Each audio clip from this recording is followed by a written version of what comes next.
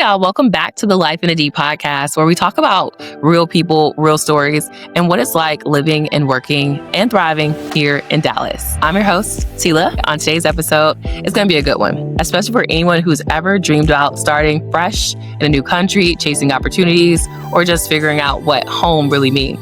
My guest today has an incredible story. They moved to America, went through the whole citizenship process, and now they call DFW home. So we're diving into what that journey looks like, the culture shock, the grind, the wins, and how life in the D stacks up against where they came from. So first off, welcome to the Life in the D podcast. I am so glad that you're here. We're going to have you go ahead and introduce yourself and tell everybody a little bit about where you're from and what brought you to the States. Yeah, so hi podcasters. My name is Dalvir. So I'm really excited to be here. Special guest, I guess. So I got lucky. So I've basically been in America a long time, but I've been here since 1996. But I was really glad Tila let me get on this podcast to kind of break down the barriers and different things you see when moving from a third world country to America, as they say, land of the free, right? So, so basically, I would say, it's always a struggle. I'm first generation here, so definitely my parents have to work really hard and have jobs that whatever Can I pause you real get. quick? I don't think you told people where you're originally from. Tell them where you're from.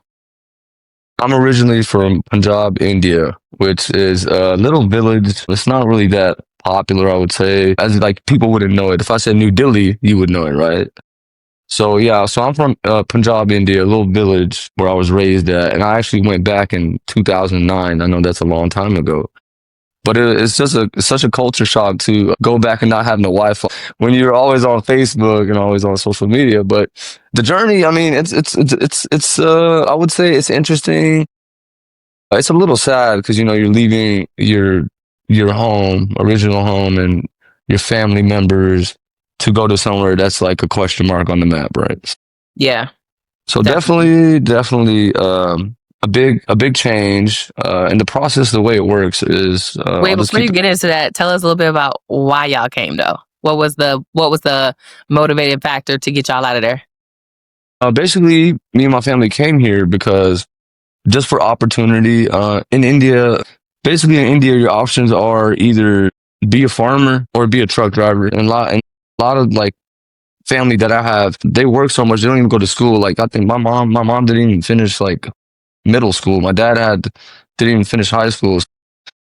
Education is the main reason, right? Because they don't have that luxury of having a better education. They're so worried about scrapping money and trying to make it. And we had a farm and all that. When I went back, I saw all that, but mostly just for the education opportunity. And also we had family here too. So let me slide back to what I was saying. So the way it works is... Wait, I'm sorry. I'm going to interrupt you one more time. Okay. So what made y'all pick Dallas specifically, though? Like, of all the places, and what was so appealing about the Dallas area? My mom's brother already was in America. So what they have to do is they file for a visa, and it's like, luckily you get it, right? It's like the lottery ball, and you get lucky. So, and he had to be here for 5 years before he could invite anybody from there. So then you go through the visa process, and it takes a long time. So let's say you put it in like today, right? You want not hear back for like 10 years, 5 years, Wow. 3 years. It's not a rapid turnaround time. So what we did, he requested us to come here, and it's a lot of like illegal stuff. They're like, okay, this person comes here, look at your background, make sure you're not a criminal or have any felonies or, just a threat to America, basically.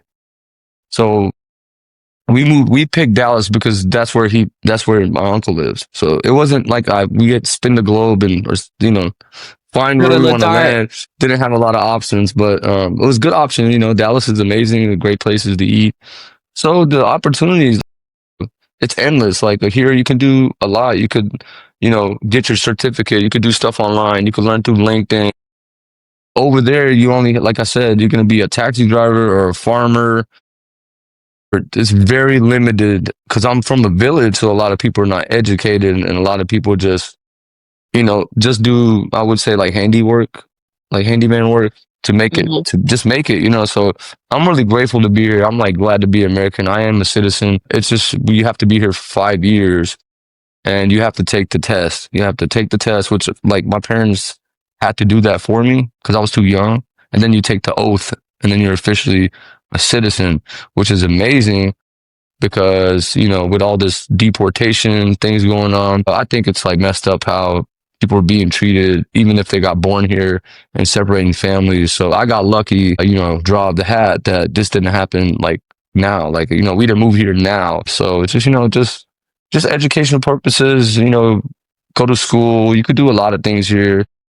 But I think that the main reason is just education, more freedom, and just like my parents trying to better their kids Yeah. and to have a better life, you know, a better lifestyle, or a better mindset, have more options because they did what they had to do for us to be here. Hmm. So I never get mad that like, okay, I have to go to work every day. You know, this is like work is work. You have to do what you have to do, and you should be grateful for every opportunity you have Right. because you know the job market is really not really like 100%. It's hard to get a job, and when you get one, stick with it because you never know. I was unemployed for about 6 months until I got 4 months until I got this job, but Yeah. you know, great job, but it's just, you know, transitioning from going to India to here and just like Right. I'll give y'all a quick funny story. Tila, so I remember when I came here, I didn't know what Halloween was, right? And I was like, why are these people why are some vampires and ninja turtles outside? You know, and in school they're like, what are y'all gonna be for Halloween? I'm like, what's Halloween? You know, so just like getting the culture, like, you know, now you know, I obviously do Halloween, Christmas, and but back then we didn't celebrate Christmas. You know, we didn't celebrate Halloween. A lot of the, you know, holidays here. That's so crazy because I would never think that somebody on different side of the world is dressing up as a Ninja Turtle or a vampire or Ken or a Barbie, whatever, you know. So it's cool. So you have to kind of adjust to the culture, and it's always new, you know, like even going to school and just trying to make friends. It's weird because like you're still learning the language. Like I was in ESL because English is my second language. So just like, you know, learning how to even read or learning how to just be just, you know, just like try to Kind of blend getting in. acclimated to the Yeah. culture. Yeah. Yeah. And Acclimated it's a to the very culture. different place. Yeah, yeah, yeah, for sure. So like you said, with the language barrier, the different holidays and just Right. trying to fit in, what kind of what do you feel like, what are some of the things that you did to try to, I guess, fit in, quote unquote? What is some stuff that you felt like you had to do to fit in? I think definitely like sports. So, Hmm. so I was a wide receiver and also I played basketball over football. Because my mom took me off the football team because she's like, I don't want my son getting hit. So yeah, but definitely basketball, and I would definitely say music. I think music brings everybody together. So, you know, whatever music my friends, like, you know, obviously listen to, I listen to, and you know, obviously that, and you know, things you like in school, like science or whatever class you like, you buddy up. But it's, you know, it's very hard at first to like make friends, and because everybody's like, okay, this guy is definitely not from here. But you know, it's just a language barrier, and just be yourself. I'll tell people if I can give them any, you know, advice is don't be scared to be yourself, and you might have to make some shifts and changes as you know in your day to day. But like blend in, but don't change who you are Hmm. because you know make friends. I don't know, however you make friends, sports, music. I don't know, but just saying, like it takes a while. It's not going to happen overnight. And some days, you know, you'll feel like, what am I doing here? Like I don't belong in this place, you know. Yeah. But after time, that will wash off and be wear and tear, you know. So Yeah. And that's uh, interesting you say that because I feel like even me moving from Atlanta or Chicago or something, coming to mhm, Texas and specifically was a big culture shock for me. I feel like the vibes here, the people here, it's a lot different, even just moving across the country. So I know like coming from another country that could be quite yeah, different as well. What are some of the things like as far as like your culture? Because we do have a big Indian population here. That's something that, yeah. you know, I've noticed here. So we do have probably some of the things that you're used to. You can still kind of get some of those things. You kind of talk a little bit about that, kind of finding your people here and maybe some of the things that you like from back home. Not necessarily your people like India, but like your people like your crew. Yeah, no, there's definitely a big community of Indians, I want to say, in Murphy, Frisco, Mm-hmm. and I mean, we're everywhere. You go to HEB, you'll see us everywhere. So yeah, definitely. The thing I think I do miss is like I think the authentic Indian food. I think the street vendors. I think that's one thing I do miss, and I miss like it's like I have family there. I have uncles and I Oh have yeah. aunts, and I guess I definitely miss them. And just like like moving here, and like most of my mom's family's here. My dad's family's in India, and then I have family in Canada. Not family everywhere, but what I'm saying is just like I guess just like the bond you have with your family over there. Like my uncle was the milkman for the village. You know, ain't gonna be no milkman over here for the village. No. There's only a mailman. Okay. So things like that, I miss, like, the one-offs, like that one lady that's always coming to check on you, even though you ain't her kid, but she knows your family for so long. So things like that, just genuine things. And obviously the food, like, definitely miss the food, miss like the big temple. I went to the Golden Temple, which was amazing. If you haven't gone, add it to your list. It's awesome. So things like that, definitely miss. I don't miss all the cows and chickens running around. And the driving, I don't miss it. I'm telling you one thing, Indian people over there, I love y'all, but y'all cannot drive. And they don't care. They just, there's a cow coming, Mm-hmm. a chicken coming, and they just don't, like, I don't know who gave them a driver's license. But I don't miss that, but I do miss, just the environment and just like, even like, I don't miss the smell, I'll tell you that. Yeah. Because there's so many cows, so everybody owns a cow. Like, you see them everywhere. They're just like, Yeah. what comes with cows and grass, Yeah. things like Yeah. that. I Got you. don't Got miss, you. but definitely the street food, just like the family bonding and just like everybody going to the temple. The whole like village goes there. Just everybody being so humble and nice because you're with everybody that looks like you, I guess. So here, it is definitely a challenge, and it's just. It'll take a lot of getting used to, but just Yeah. stick to yourself and stay positive, and there's always going to be a bad day. It might rain one day, and you wish it was sunny. But That's true. I love but that. yeah, I love that. yeah, yeah. And you kind of like said, really already kind of touched on like the whole citizenship and the whole little process and stuff. And I definitely wanted to make sure we kind of mentioned that a little bit. Mhm. And for maybe people who are kind of waiting to go through that process, what would you say to them? Definitely, it is a long process, and the process has changed since I came here. So I know it's Yeah. harder to get into the United States. I would just stay patient, and I hope that ticket comes in for you like it came for me. So I would just stay patient, stay close to your family, enjoy the time you have wherever you're moving from. You know, spend that time with your family because it's unknown when you might move here. If it gets approved, and other things like if they deny it, you have to wait 3 years to reapply. So Yeah. it's a very lingering process. So just just keep trying. Yeah. Hopefully it works out for you, but just like I said, be yourself, and you're just gonna have to adapt to the culture here. It's like very different. It's like in India, like everybody knows everybody.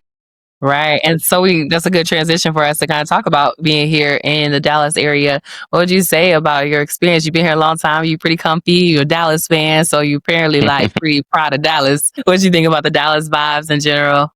No, Dallas is awesome and it's booming. I think it's like one of the top 50, no, top something 30, maybe top 50 places to live.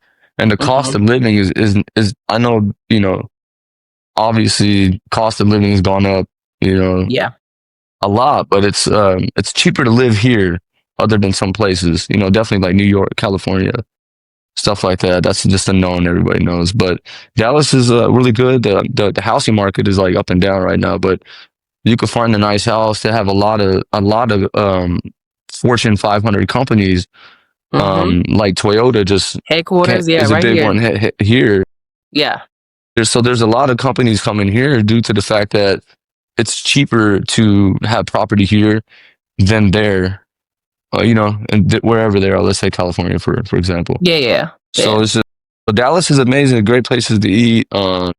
So tell our listeners that might be looking for some good places to eat, a couple places that you like. Let me think. That's a good question. Yeah, like if your family came into town, where are you gonna take them? I would definitely take them to Kona Grill. They have like I don't want to say a happy hour, but the menu, you can like eat pretty well with, not blowing your budget or anything. Yeah. That's definitely a good place. The good place to eat. I would say, like, if you want like good Indian food, go to Roti Grill. That's ROTI Grill. That's a good place to go as well. There's a lot of places, and I just started working in Dallas, so I'm still experiencing different places to eat. I know Milo's Butterfly is a good place to eat. My cousin told me about that, which I'm gonna go. Lorena's is a good place to eat. It might, like, the burgers are a little expensive, but it's definitely worth it. Promise, man. You Yeah. might not, you might fall asleep eating it. It's huge. So yeah, there's a lot of places to eat in Dallas, and I'm still exploring. So I'll keep you updated in places I find. About my job and stuff like that. But what about you? Do you want to tell them any places you like to eat? So still exploring places. But one place that I went to not too long ago was Ida Claire. It's like a southern kind of cuisine place. It was pretty good. I like the food. And I like the food at Kai. Kai was really good for some Asian food. Yeah. That's awesome. Let me think. I also like food trucks. A lot of the little food truck spots. I love trying out some different stuff at the food trucks. Clyde One Park is where you want to go. Yeah. That's where they got all the food trucks, and you can go at night, walk around. Even Trader Joe's is, pretty good too. Yeah. So there's a lot of good places to eat. Like Ida Claire, there's another one. It's called Benedict's. They have really good breakfast. They have a really good omelet, and you can get it like 3 different ways. And that's a really good place to eat. And you like the Henry too, right? You said you've been to the Henry, right? Yeah, a lot of people suggest that as a place to go for sure. Yeah, if you want to kick back or take somebody out, or just have some wine and have some finger food, that's a good place to go. Also, what's the other one? Happiest Hour is good to go to if you want to go there. It's always popping, so there's always something going on. I actually, funny story. I went to the Mavericks basketball game, right? Yeah. Then me and my family, we went out. We ran into Capella. He plays for the Houston Rockets, and we just watched that game, and he was there afterwards. So it was cool. So I'm just saying, Happiest Hour has a lot more celebrity people coming in now and then. I mean, that the Henry would too, baby. But yeah, those are definitely great places I would suggest, and they won't blow your budget, and you can have a good time, so. Yeah, I love conversations like this because they remind us that home is not just where you're from, it's where you grow. So whether you're born here or you've made your way here later in life, the DFW area has a way of embracing people and giving them space to build something new. So we're going to wrap the episode of Life in the D right here. Make sure you subscribe so you don't miss the next one. And if you enjoyed this conversation, make sure you share with a friend, especially someone who's new to the area or dreaming about making that big move. I'm your host, Tila, and this is Life in the G. Bye, y'all.